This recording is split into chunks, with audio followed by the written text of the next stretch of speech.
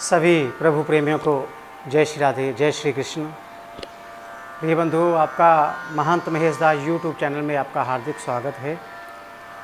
मैं आज को आपको जो है पुरुषोत्तम मास की कथा का जो 18वां अध्याय है उसका आपको श्रवण करवाऊंगा। तो सबसे पहले मैं यही कहूँगा कि जिन्होंने मेरे चैनल को सब्सक्राइब नहीं किया वो प्लीज़ मेरे चैनल को सब्सक्राइब जरूर करें ताकि जो मेरी आने वाली धार्मिक वीडियो आपको मिल सके। तो आइए पुरुषोत्तम मास के 18वें अध्याय की कथा का श्रवण करते हैं। वक्रतुंड महाकाय सूर्यकोटि समप्रभ निर्विघ्नं कुरु मे देव सर्वकार्येषु सर्वदा। ओम नारायणं नमस्कृत्यं नरं चैव नरोत्तमं देवी सरस्वतीं व्यासं ततो जय मुदीरयेतः।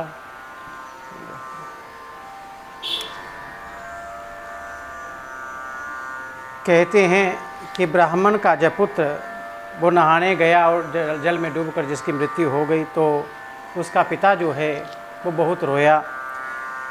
तो इस प्रकार उस ब्राह्मण के विलाप को सुनकर 10 दिशाओं में गरजता हुआ मेघ बादल आया।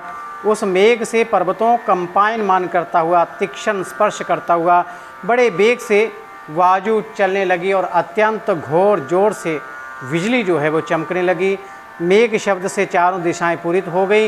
इस प्रकार 1 मास तक ऐसा जल वर्षा कि सारी पृथ्वी जल से भर गई।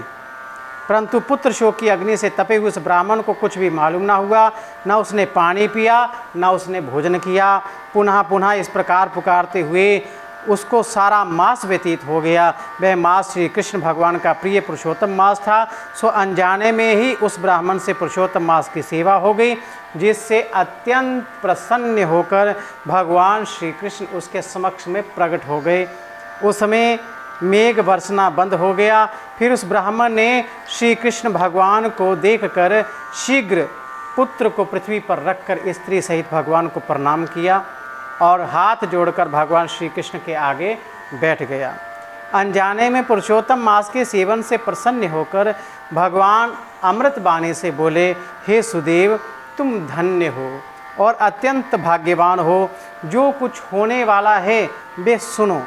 मैं कहता हूँ कि ब्राह्मण, तेरे इस पुत्र की 12,000 वर्ष की आयु होगी और हे द्विजोतम, तुमको सुख देने वाला जो पुत्र होगा इसमें कोई भी संदेह नहीं है। मैं प्रसन्न होकर तुझको जो है वो पुत्र दिया। नारायण कहने लगे, हे नारद, भगवान के इतना कहने पर ब्राह्मण पुत्र जो है वो जीवित होकर बैठ गया और ब्राह्मण और उसकी पुत्री जो उसकी स्त्री थी वो दोनों ही पुत्र को देखकर महा आनंदित हुए और देवता भी पुष्पों की वर्षा करने लगे। सुखदेव जी ने उन दोनों माता पिता तथा श्री हरि को नमस्कार किया और गरुड़ भी पुत्र सहित ब्राह्मणों को देखकर अत्यंत प्रसन्न हुआ। तब ब्राह्मण आश्चर्य युक्त होकर श्री हरि को नमस्कार कर हाथ जोड़कर गदगद वाणी से संशय काटने के लिए अनंत सहित भगवान से पूछने लगे, भगवान, मेरे 4,000 वर्ष तक निरंतर महाकठिन तप करने पर भी आपने जो कठोर वचन मुझसे कहे थे कि मेरे 7 जन्मों में भी पुत्र का सुख नहीं है, उस वाक्य के उल्लंघन हेतु और मरे हुए पुत्र को जीवित करने का प्रभु क्या कारण है? कृपया करके आप मुझे बतलाइए। तो प्रिय बंधु, आज की जो 18वें अध्याय की कथा का वो आपको विश्राम देते हैं और 19वें अध्याय की कथा मैं आने वाले दिन को आपको श्रवण करवाऊंगा। तो अगर आपको वीडियो अच्छी लगे तो इसे लाइक और शेयर ज़रूर कीजिए। तो सबको जय श्री राधे, जय श्री कृष्ण।